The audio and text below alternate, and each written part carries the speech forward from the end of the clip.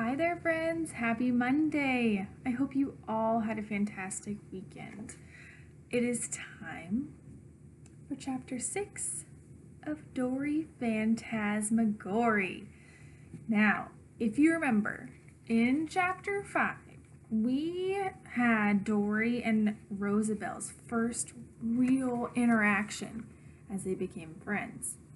So Dory was in the lunchroom and said, "Rosabelle, have to go outside." She was like, "It's a secret." And Rosabelle was in danger because remember, Mrs. Gobblecracker wanted a princess. And this is when Rosabelle got really into it. You see, she was pacing back and forth, and she decided to call a war. So we're going to go to war against Mrs. Gobblecracker in the woods. Mary is ready. Are you ready to see what happens in Chapter 6? Chapter 6, In the Woods. It's Saturday morning and I just want to stay home in my nightgown, but my dad drags us to the park. As soon as we get there, I hang on my dad and whine, "Can we go home now?" "No," he says, "go play." Instead, I ask him questions.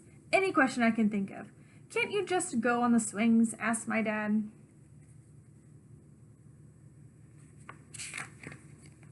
I wait for the swings, and wait, and wait, and wait.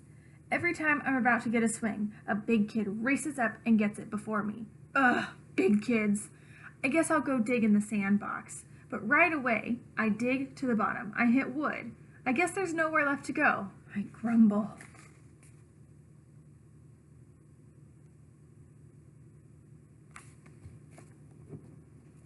Next, I try to go down the slide, but this giant toddler with a gross runny nose keeps running up the slide. "Can you move, please?" I ask him a million times. "Move, or you are going to get hit when I go down." After a couple of times crashing into him face to face, I worry that I could catch his runny nose. Yuck, forget the slide. Luke is running around chasing pigeons with a stick, and Violet is with her friends. Violet always has friends at the park. "Now can we go home?" I ask my dad, but he's reading a book and not listening to me.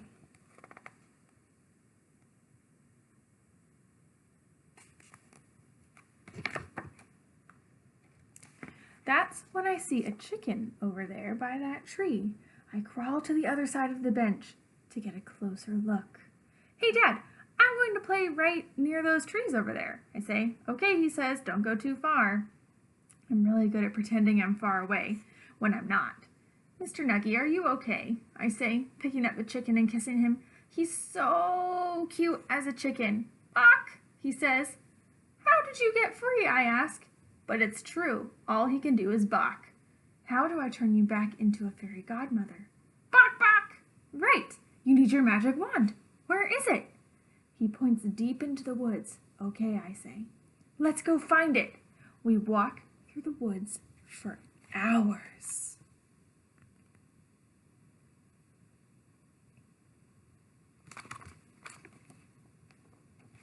Along the way, many animals stop to greet us. Then I see a mysterious girl coming toward me through the woods. She is wearing a long, fancy dress with a tall, pointy hat with ribbons hanging down, and she gets closer. I see that she is carrying a wooden sword and eating an apple. It's Rosabelle!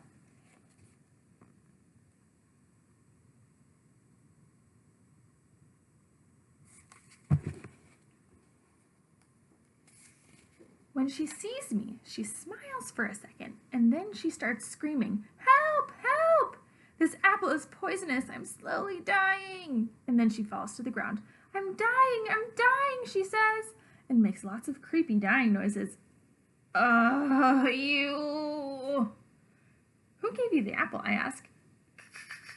"A very old woman," she says in a weak voice I can barely hear. Her eyes are closed.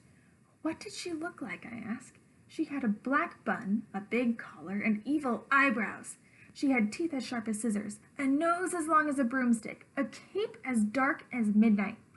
I tried to imagine who it could be.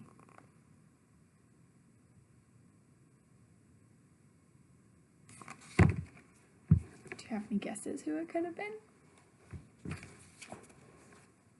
And then I realize, silly me, you mean Mrs. Gobblecracker. Yes, her, Rosabelle says. I was on my way to my cottage in the woods, and my dragon was so tired he fell asleep under a tree, and I was all alone. And suddenly, I was caught in this horrible net, Mrs. Gobblecracker's trap. Of course, I say, remembering that Mrs. Gobblecracker wanted a princess. She captured you. That explains why she freed Mr. Nuggy. Anyway, says Rosabelle, she seemed a little nice at first, because she offered me this apple. It looked so red and juicy, but as soon as I took a tiny bite, I started to feel my ears getting hot, my toes very itchy, and my heart was sweating. And I knew right away I was dying. Wow, Mrs. Gobblecracker is deadlier than I thought, I say. How did she make a poison apple spell?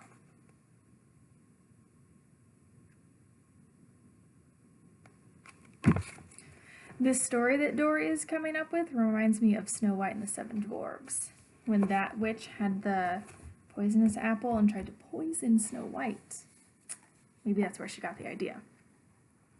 That's when Mr. Nuggy starts balking his head off, flapping his wings and getting all big and puffy. He's trying to tell me something. He balks so hard he actually throws up. Poor guy. Balk, balk, balk, balk, balk, balk, balk, balk, balk. Throw up, and it looks like he might have passed out a little. And then I suddenly figure out what he's telling me. Because she stole your magic wand, that's how, I yell. Balk, balk, balk, balk, he says, jumping up onto his feet. How did she get your wand, I ask. Balk, balk. Because you're a chicken and you have no hands. Or cool belt holder anymore. Balk. Aw, it's okay, I'll get it back, I say, petting him.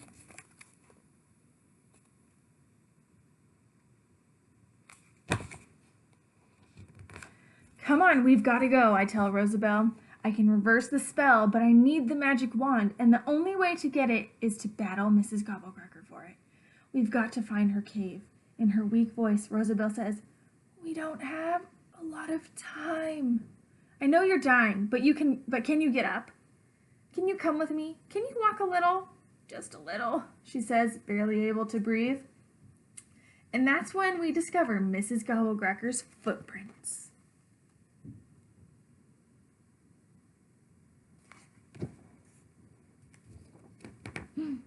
That's the end of our chapter. Okay, chapter 7 is called Launched into Battle.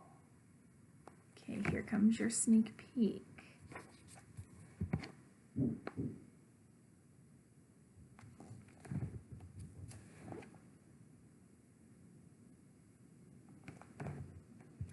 This is our last chapter of this book that I'm showing you right now.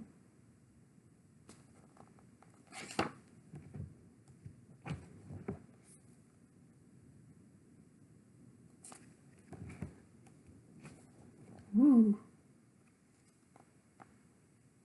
I wonder what's going on. I have so many questions.